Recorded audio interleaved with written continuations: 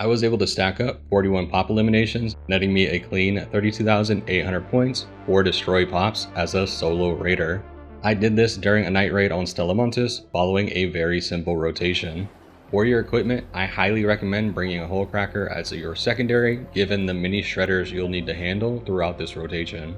Spending too much time on them will drive your potential score down, and the hole cracker will eliminate them in 2 shots if you hit their thrusters.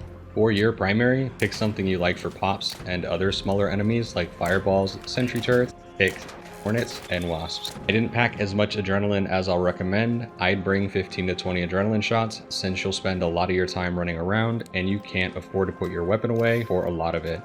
This means you're going to drain your stamina very quick. Beyond that, bring herbal bandages and shield rechargers to repair rogue pops blowing you up or a misstep with a shredder. Once you're set up and ready to go, queue into a night raid on Stellamontis. Where you go will be relative to where you spawn in, and you should plan to head to the first major area closest to you when you spawn. Pops spawn everywhere on this map, but you'll find higher volumes of them in the robotic sandboxes and the hallway that connects them together. More hordes of pops can be found in Assembly and the Central Corridor. You'll find them more often on the Corridor side, but you can find handfuls of pops in the bay between Assembly and the Corridor as well. Control Room A1, just above Robotic Sandbox B, has 1 faithful pop spawn, but sometimes you can get 2. The Business Center can have several pops to destroy, which leads you to the lobby and atriums, and are the last 2 major areas for this rotation. I know on the surface it seems like a lot to cover, but these areas are all connected together nicely with the path I set up for this. Overall, your goal is to keep moving between areas and to totally clear out whatever enemies you find in an area. This will give yourself a higher chance of pop spawns for your next pass through the space.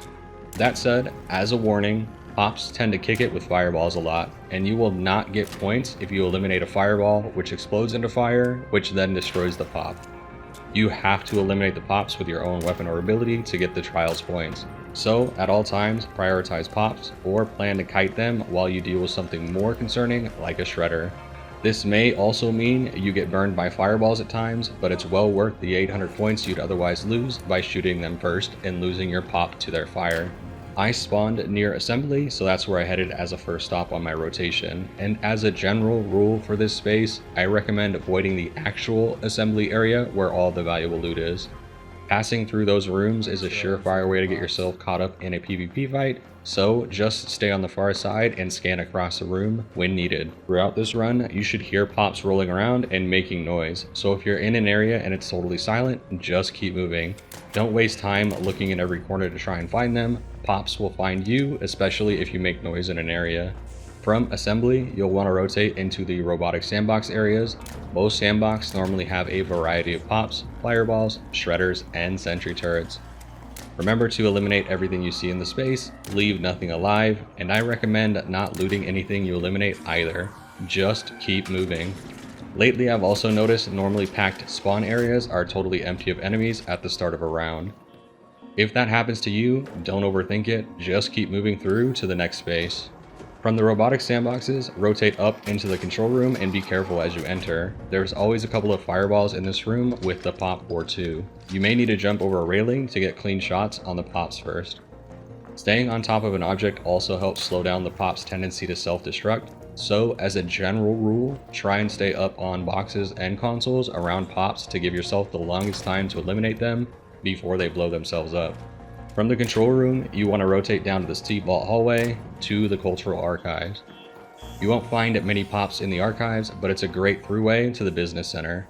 I recommend using the zipline in the back of the archives, as this lets you clear the area and hit any pops that might spawn in there. But it will require you to wipe out a few ticks, fireballs, and a couple of shredders on the way. Once you take the zipline up to business center, head up to the hallway and enter into the space and clear out the rooms as you enter, working through the middle conference room area and then transitioning into the reception. From here, head into the lobby, and the quickest way down is to just jump off the ledge onto the floor near the atrium's entrance. Pops can be right below you when you drop down, so keep an eye out as you do it. They tend to roam in the area by the stairs or near to it, so once you're on the ground, you should see and hear them. Clear them out and move into the atrium through communications if the main door doesn't have fuel cells yet. Once you enter the atrium, pops can be on either side of it and on either floor. There's more than a few blind turns in this space, so be careful, and keep your weapon out just in case one tries to sneak up on you. I recommend clearing both floors in the atrium itself. There isn't a need to wander into the kitchen area or the hallway behind it. Just run the center area of the bottom floor and then the path around on the second floor. Once the atrium is cleared, head back into the lobby and then into the central corridor.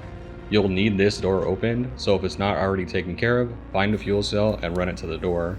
Open it, then run through the corridor towards the assembly area. Keep an eye out for pops as you go. They can lurk in the hallways quietly waiting. Once you're back in assembly, it's a rinse and repeat until the end of the match.